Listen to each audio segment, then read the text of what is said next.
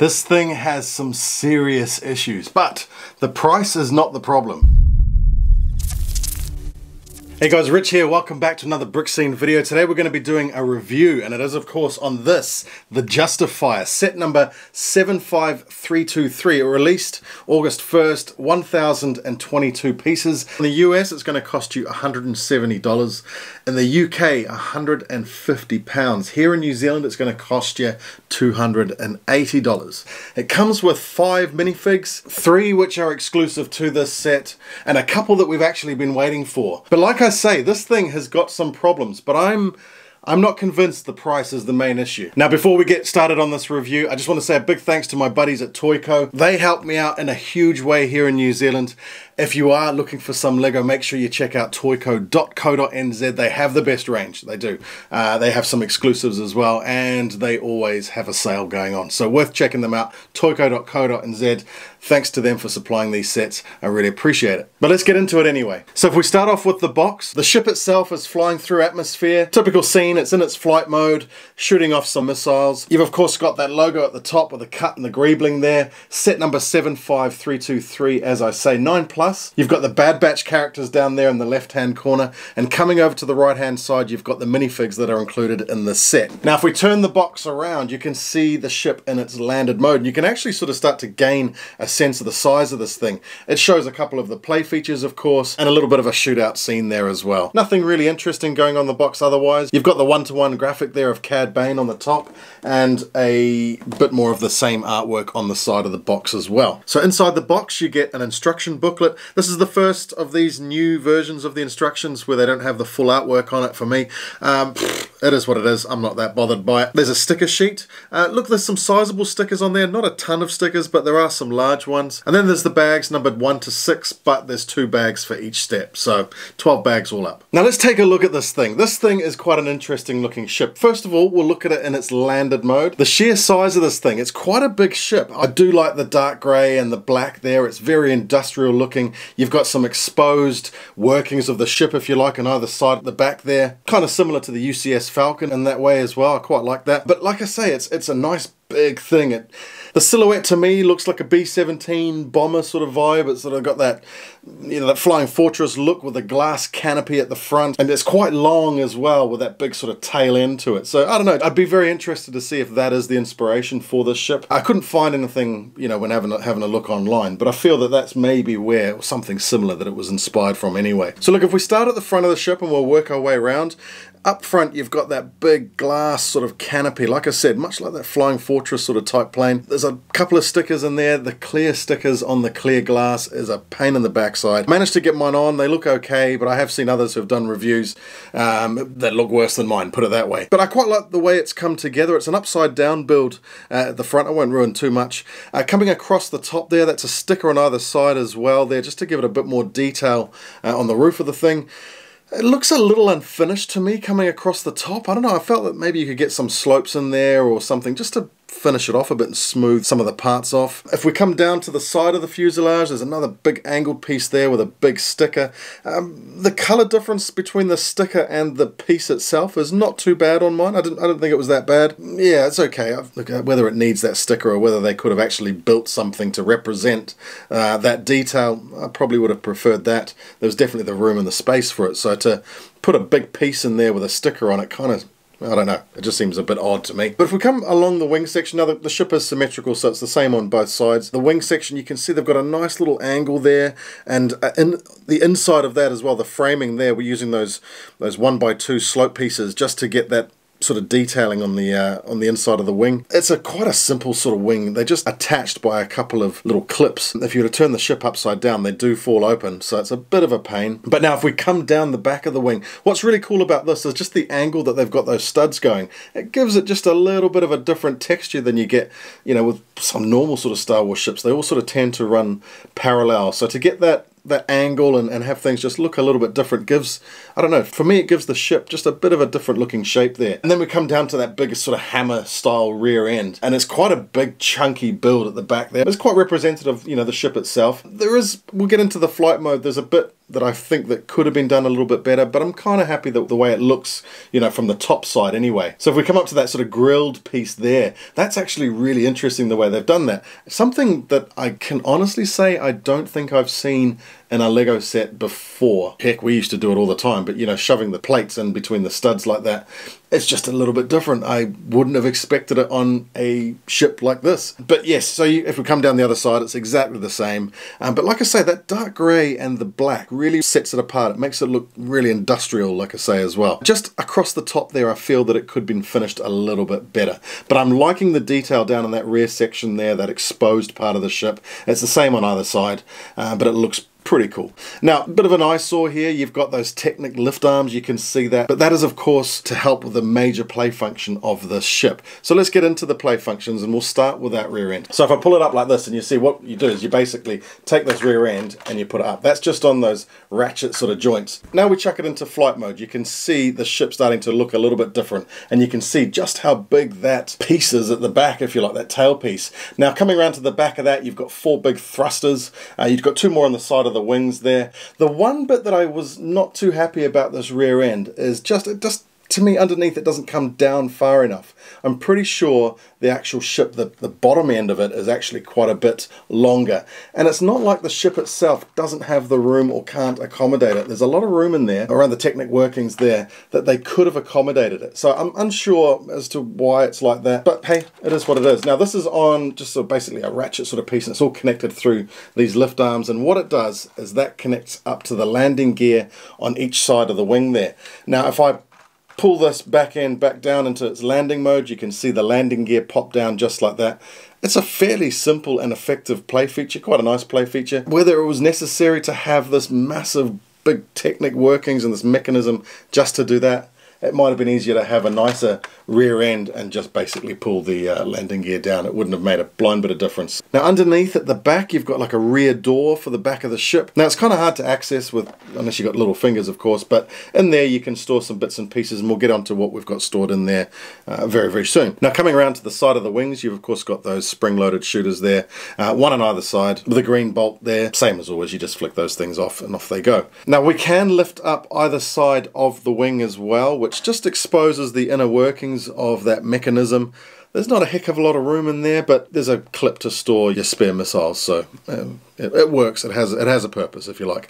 But like I say, if you turn the ship upside down, these things are just going to fly open anyway. Not too dissimilar to, say, you know, your playset Falcons, which that would happen to as well. So it's not the end of the world. It would have been kind of nice if they could clip down and maybe be a little bit tighter fitting. Now if we come around to the front, you see the canopy there. Now we lift it off just by lifting the top of the roof off there, and if we look inside, you can see, like I was saying, that front canopy piece is all upside down built. There's a seat in there for Cad Bane, of course. There's a couple of boxes in there with some bits and pieces that he's collected. Thermal detonator and a lightsaber hilt. Then you've got what looks like a little jail cell with that red laser shield, if you like, where of course Omega is kept. Now that comes out fairly easy. You just lift that out and it's just obviously connected there with a couple of little jumpers. Not a heck of a lot of room in there. It's a little bit fiddly getting your fingers in there, but if you take this piece out, you can stand your minifig in there, then put it back in. I quite like the design of the seat. There's a lot of room inside this area. You could probably get 2 or 3 more minifigs, if you like, standing up in there. But a lot of room has been taken up by that mechanism, which I feel is maybe a little unnecessary. So this other little build that I'm storing in the back of the cargo area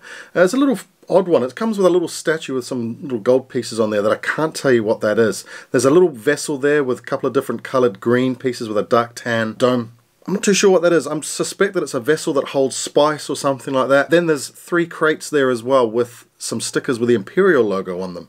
So the build itself took a few hours. You know, I did it in a couple of sessions. It wasn't difficult to build, of course. It was fairly simple to put together. There was nothing that tripped me up or had me going back and doing it again, so nothing major there. Fairly easy to put together. You start at the bottom of the fuselage, of course, and build the fuselage up. Build that tail section and the front canopy as well, so you're left with this big long center section, and then you start to build the wings on either side and finishing up with the weapons on either side of the wings as well. So fairly simple build. Now the overall final look to it, You know, it looks like the Justifier. The Justifier itself was only in a couple of episodes, of course, of the Bad Batch, so that's not like a ship that we've seen a lot of. But look, here's my thing with this ship. I've seen better Technic mechanisms in cheaper Technic sets, and I've seen better fitting and finishing, if you like, and less gaps in the way, you know, sets are put together in cheaper Star Wars sets. So it just falls short a little bit on the overall final quality. It's definitely got a lot going for it. The sheer size of it, etc., I really, really like. But there's just a couple of, I don't know, I felt that it was just a little bit over the top for what it was. And that mechanism just seems like something that, you know, like I say, it's kind of unnecessary, and you could have used that space for something better, or added a different play feature or a couple of different play features that you'd be able to get in there given the extra room. But if we move on to the minifigs, first up is Hunter. This is the same Hunter, of course, that we got in the Bad Batch shuttle. Hunter comes with a knife, comes with the helmet. You've got two sides on the face there, one sort of concerned looking face and the other one just looking plain angry. Look, the printing on the torso and the legs and the helmet, it's all nice enough. It's all that dark gunmetal grey with black and red and silver printing on it. He comes with a hairpiece as well, which I think is definitely necessary, given that you do see him most of the time without his helmet on. So, nice enough minifig. Happy enough to get it in the Justifier, as well as obviously getting it previously. Now, next up is Fenix Shand. We have had this Fenix Shand, of course, before. That's a bit of a hybrid between the one that we got with Moff Gideon's cruiser and the one that we got with Boba Fett's palace. Again, we've got printing on both sides of the head. Same prints on the torso and the legs, you know, compared to the one that we've had before. We get the helmet with this one, and we get the hairpiece, which I'm happy about that we're getting the helmets and the hairpiece. I think that's the right thing to do. We get a pistol with this one as well, and probably, I'm going to say, is this a first in LEGO Star Wars? A brown suitcase? I thought that was quite interesting, but yep, brown suitcase.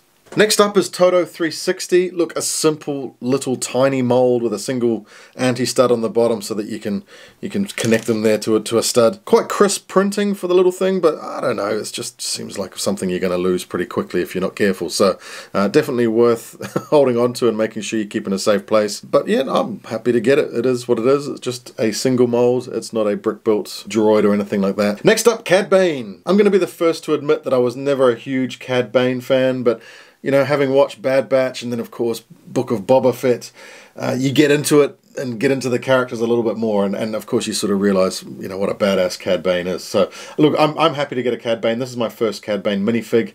I don't know if that hat piece is done before. I've heard that this is a new hat piece. I like it. I think it's okay. It definitely works for him. Those breathing tubes are new as well. It's that soft, rubbery type texture and that silver. Again, it works. It looks okay. No problems with that. Nice printing on the torso and the legs. It's very crisp, very intricate. You know, quite sort of tight details in there as well. No, I like it. Different shades of brown used between the arms and the torso as well really works for me. You've got the dark grey hands and a couple of pistols with them as well. A nice minifig. I'm glad to have them in my collection. Now, last up is Omega, and this is one that everyone feels should have come with the Bad Batch shuttle. You know, really, really cool to finally get her, and you're going to be paying through your teeth for the pleasure of buying her as well, having to fork out for the Justifier. It's a shame that she comes behind the cost of, you know, a ship like this, and we'll get onto that in a minute as well, because I've got something else to say about that. But look, a nice representation of Omega. The hair works. The skin tone works for me. The detailing on that torso with the arm printing really, really works for me. I think it looks really, really good. She, of course, has printing on both sides of the head there as well. A fairly happy face and an angry looking face there too. She also comes with the short legs in black as well as a pair of handcuffs because she's obviously the prisoner on the Justifier. Nice little minifig, and I know a lot of people will be happy to get her. So look, what do I think of this? It's a cool set, right?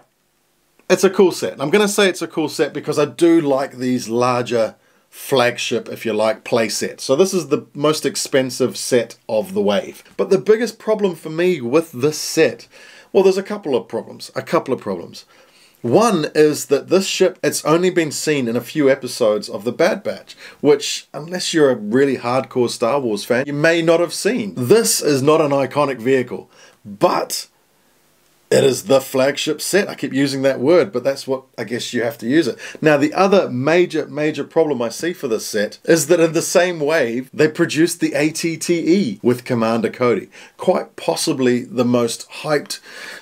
People have gotten really excited about this ATTE. So look, if mum and dad are going out to buy a big set for their kid, you know, a big play set, they're not going to choose this. They're going to choose the ATTE. So this set to me is a service for the ultra hardcore Star Wars fan. Now I see this going two ways. It's either going to sit on shelves for ages and it's going to end up being discounted and it's just simply not going to move, or it's going to have a short shelf life. It's going to end up being discounted so they can get rid of them off the shelves. A whole bunch of Bricklink sellers or Bricklink store owners are going to buy it because I'm pretty sure it's going to end up with some decent part out value, given there's a lot of dark grey plates in here, a lot of black, some nice pieces.